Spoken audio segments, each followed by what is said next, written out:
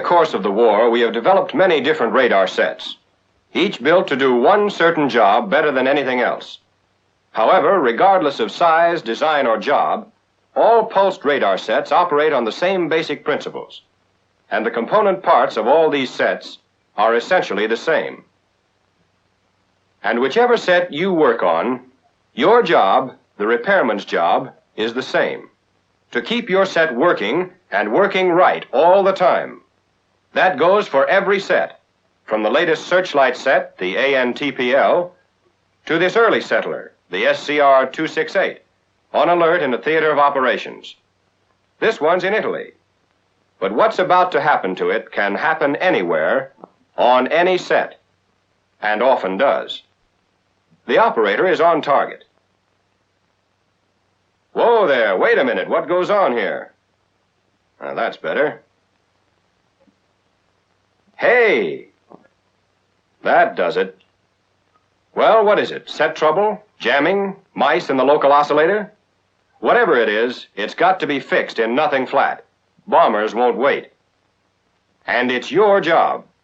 It's you radar repairmen who will be handed the problem and the nothing flat to do it in.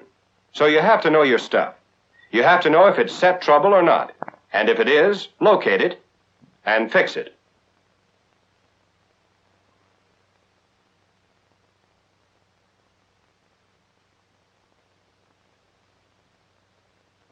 In the first film of this series, we reduced all radar sets into a simplified block diagram. You saw how the timer originates the pulses, the transmitter converts them into RF energy, and the antenna flings them into space. At the same time, remember, the timer sends part of each energy pulse to the indicator, where it starts the sweep of the baseline. The main pip at the beginning of the baseline is formed when part of the energy leaving the transmitter is picked up by the sensitive receiver. The baseline is synchronized with the outgoing pulse and provides us with an accurate electronic yardstick for measuring the distance traveled by each pulse. When a target comes within range, echo signals are reflected.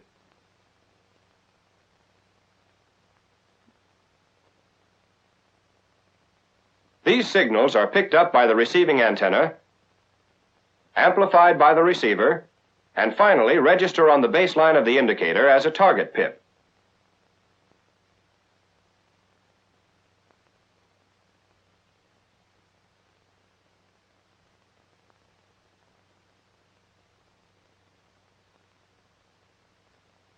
The position of the target pip on the baseline is calibrated by the set, and in that way you find the range of the target.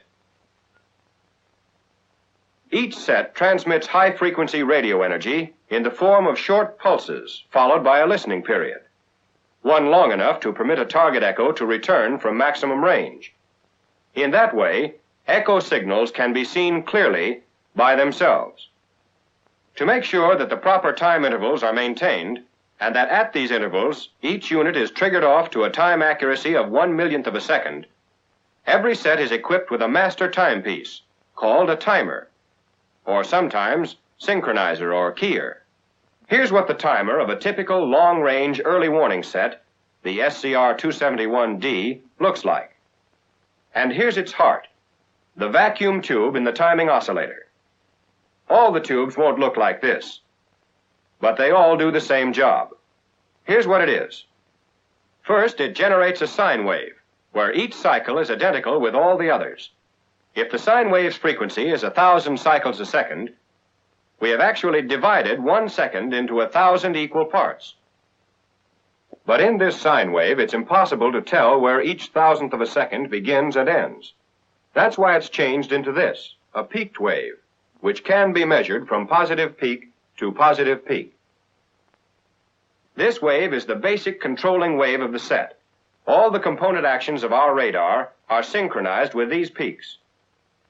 For instance, it's part of this peaked wave voltage that passes from the timer to the indicator to trigger off the baseline. This synchronizes the baseline with the outgoing pulse, because at the same time, the same peaked wave triggers a pulse-forming circuit, which creates a new waveform, pulses with flat tops. Notice that throughout these changes, the exact subdivisions of our second in time have not been lost. We still have precisely the same number of positive peaks per second that our original sine wave did. But here is the important difference. In the original sine wave, the voltage rises and falls gradually. The action is easy, never sudden. When we use the rectangular trigger pulse, the voltage rises from 0 to its peak value instantly, remains at that point for the length of the pulse duration, then immediately returns to 0. Pulse duration is also called pulse width. This action of the trigger pulse causes sudden, powerful bursts of energy to be generated and transmitted. Then, with equal suddenness, the energy is turned off while the outbound pulse travels through space. This transmission of radio energy may last from half a microsecond to several microseconds, then goes off for several thousand microseconds. On again, off again. So many pulses per second. Some sets transmit wider pulses than others. These are frequently the early warning sets, which pick up targets as far away as 150 miles.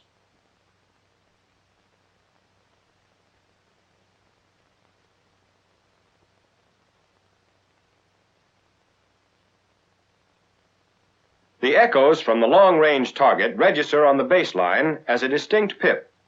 But as the target comes closer to the set, the echo pip on the baseline approaches and may even merge with the main bang and be lost. The long-range sets don't worry about this. They turn the target over to short-range sets. But to track short-range targets effectively, we must keep the target pip from merging with the main bang. That's why short-range sets must transmit narrow pulses or pulses of short duration.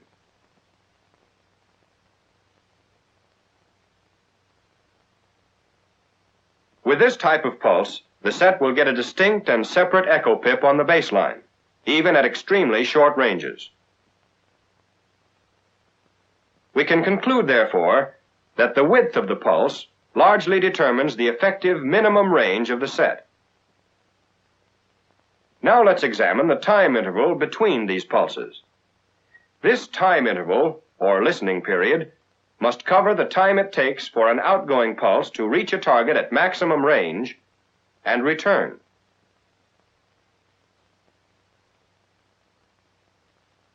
For a set designed to operate at a maximum range of 20 miles, the timer might generate as many as 4,500 pulses per second. But if the desired maximum range is 100 miles, the listening period has to be longer. And the timer might have time to generate no more than 900 pulses per second.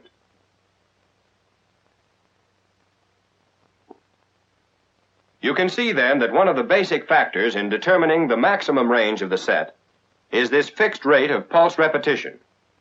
It's known as the pulse recurrence frequency, or PRF.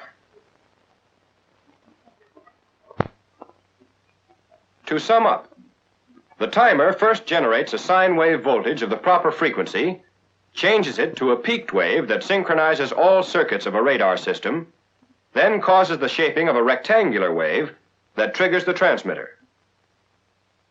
The width of each pulse, or the pulse duration, primarily establishes a set's minimum range, while the number of pulses it transmits per second, the pulse recurrence frequency, or PRF, largely determines the maximum range.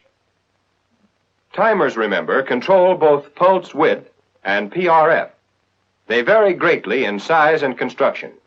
In this light portable search set, the ANTPS-1, the unit that does the timing is comparatively small.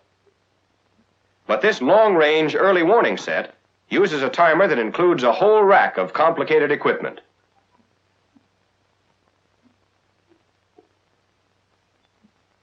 Airborne radar sets, naturally, must be more compact. For example, this B-17 has a radar, the AN/APQ-13, whose timer takes up very little elbow room down there on the bottom shelf. Still, it does the same job that the timer in a large ground station does. Once the timer has generated a voltage wave, and it's been shaped into the desired rectangular pulse, the transmitter is ready to take over. It uses the voltage energy received from the timer to trigger off a radio frequency oscillator, which may be one or more high-powered tubes. This is the most important unit in the transmitter. It is here that the set generates powerful pulses of RF energy, which are flung into space by the antenna. This oscillator tube handles extremely high voltages and requires a strong source of energy to make it function. The voltage pulse as it now stands, although it's the right shape, isn't strong enough to trigger the oscillator tube. So the transmitter uses a driver and a modulator to amplify the voltage it receives. In the driver, the pulse is reproduced and amplified. The pulse is further amplified by the modulator. Now it's ready to trigger the RF energy that will be transmitted. In other words, it acts as a switch for the RF oscillator. When this oscillator tube is triggered by the amplified voltage pulse, it oscillates at a very high frequency, hundreds of megacycles per second, for the length of time of the pulse duration.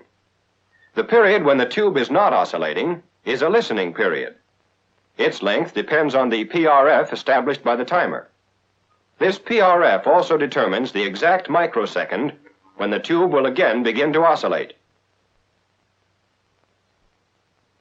As in the case of the timer, the transmitter size varies according to use. Here's one belonging to a large land-based early warning set. Here's an anti-aircraft gun-laying set, the SCR-584, and its transmitter. Here's the compact transmitter of an airborne set, the APQ-13 in the B-17. Whatever the size or shape of the transmitter, the job it does is essentially the same, amplifying the voltage pulse until it's strong enough to trigger the oscillator. The oscillator then generates RF energy. Once the high-frequency radio pulses leave the transmitter, they are carried by a system of transmission lines to the antenna.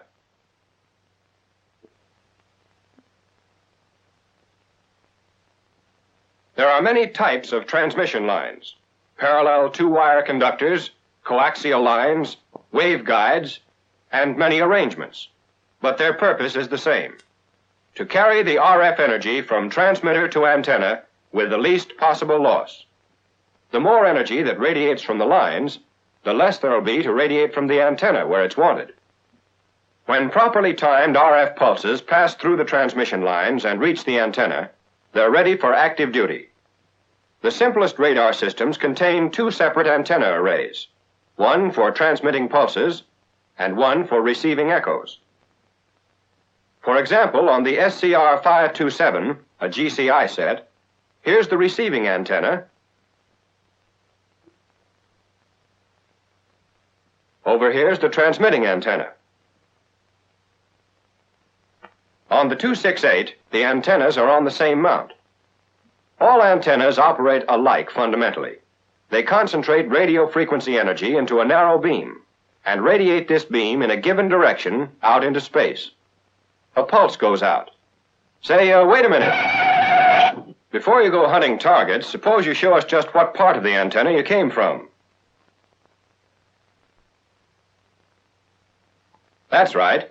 Each of those dipoles radiates energy, and the combination of all dipoles acting together results in a very powerful pulse, concentrated into a narrow beam. Some antennas have more dipoles than others, depending on the type of beam desired.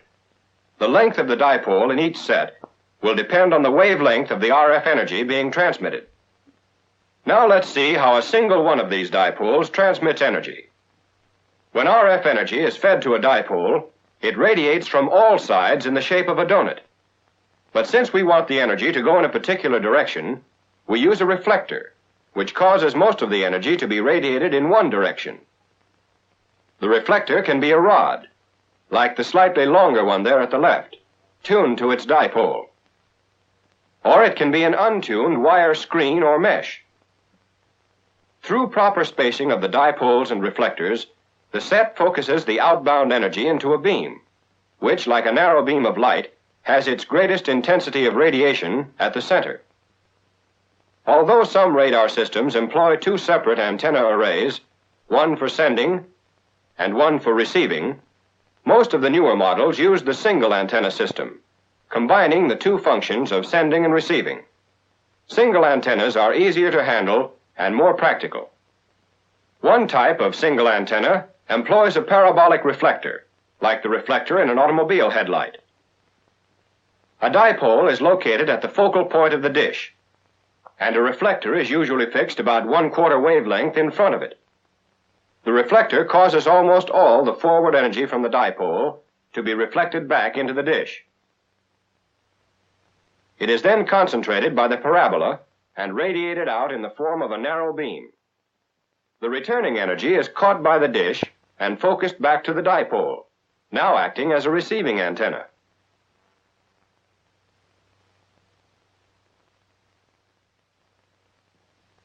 An example of this single parabolic type is the antenna of the AN-TPS-3, a portable early warning set, with the dipole on the left at the focal point of the dish, and the reflector a 1/4 wavelength in front of it. The gun-laying 584 also uses a single antenna for both transmitting and receiving. So does the SCR-720, the Aircraft Interception, or AI set, in the night-fighting Black Widow. Underneath this dome in the nose of the ship, the dish scans the area slowly or rapidly, whatever the radar operator desires. Although this single antenna system is obviously more compact, it poses a brand new problem in electronics. That problem is a switch that will enable one antenna to alternate from transmitting to receiving, as often as 5,000 times a second.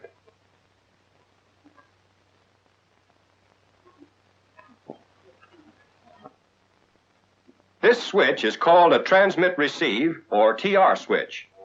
It's a combination of spark gaps and transmission lines tuned by stubs to present an easy path for RF energy in one direction, a hard path in another.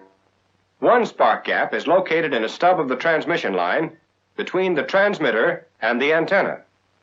The other is in the stub of the line between antenna and receiver. The system is normally tuned to block off the line from the transmitter and leave the line open to the receiver, like this. The strong RF pulse from the transmitter causes the gaps to spark, changing the values of the tuning stubs, making the path from transmitter to antenna the easy one, and at the same time blocking the path from transmitter to receiver. After the transmitter fires and shuts down, the gaps stop sparking, and the path from antenna to receiver is again open. Now, when the echo returns, the normal action of the lines sends all the energy to the receiver.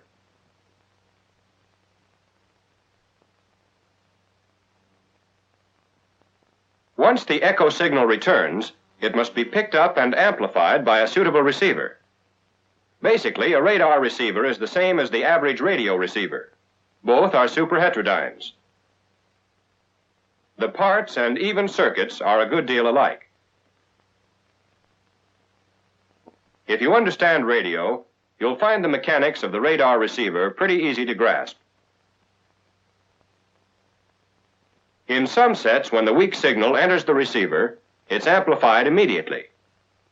But in all cases, its high frequency has to be lowered before we can work with it any further. It gets lowered in the mixer. Another frequency, generated in the local oscillator, is mixed with it, and the result is a lower intermediate frequency, or IF signal. But this has to be amplified still further. It may go through as many as 7 stages of IF amplification before being fed into the detector. The detector filters out the intermediate frequency, and what's left is like the square pulse that originally triggered the transmitter. But this isn't strong enough yet to register on the indicator, so a final buildup takes place in the video amplifier. The signal is now ready for the indicator. We'll take up the whole subject of indicators in the next film of this series. What you've seen and heard today is a very simple explanation of the different components of any radar set. An illustration of what takes place inside a timer, transmitter, and antenna when they send a pulse of RF energy into space, and in the antenna, receiver, and indicator when the weak returning echo is picked up. In a single second, this cycle of interconnected actions can occur 5,000 times. So you see, the simplest radar is still a complicated piece of equipment. That's why you've got to know what makes each unit tick.